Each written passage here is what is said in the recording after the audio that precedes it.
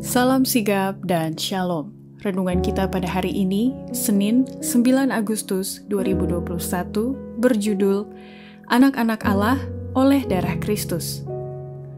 Ayat intinya terdapat di dalam Ibrani 10 ayat 19 dan 20. Jadi saudara-saudara, oleh darah Yesus, kita sekarang penuh keberanian dapat masuk ke dalam tempat kudus, karena Ia telah membuka jalan yang baru dan yang hidup bagi kita melalui tabir, yaitu dirinya sendiri.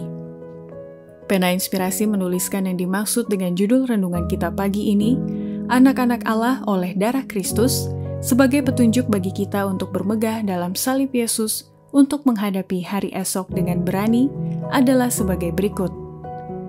Pertama, seseorang yang telah menjadi anak-anak Allah oleh darah Kristus harus mengambil bagian dalam sifatnya sebagai anggota keluarga Allah dan merangkul semua umat manusia dengan kasih surgawi.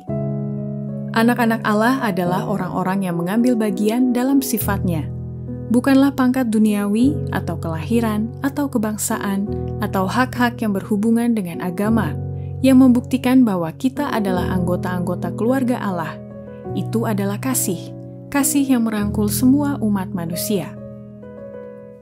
Kedua, seseorang yang telah menjadi anak-anak Allah oleh darah Kristus akan menghasilkan tabiat dan pekerjaan-pekerjaan yang sama dengan Kristus yang telah hidup berdiam di dalam kehidupannya sehari-hari. Jika kamu adalah anak-anak Allah, kamu ambil bagian dalam sifatnya dan kamu tidak bisa kecuali seperti Dia. Setiap anak hidup oleh kehidupan ayahnya. Jika kamu anak-anak Allah, diperanakan oleh Roh-Nya, kamu hidup oleh kehidupan Allah. Di dalam Kristus berdiam, secara jasmania seluruh kepenuhan kealahan, dan kehidupan Yesus dinyatakan di dalam tubuh kami yang fana ini. Sehingga kehidupan yang di dalam kamu akan menghasilkan tabiat yang sama dan menyatakan pekerjaan-pekerjaan yang sama sebagaimana itu dilakukan di dalam Dia. Ketiga, seseorang yang telah menjadi anak-anak Allah oleh darah Kristus akan senantiasa mempertahankan kehormatan Yesus, tabiat Kristus, keluarga Allah, dan pekerjaannya sebagai sasaran perhatian prioritas tertinggi dalam hidupnya.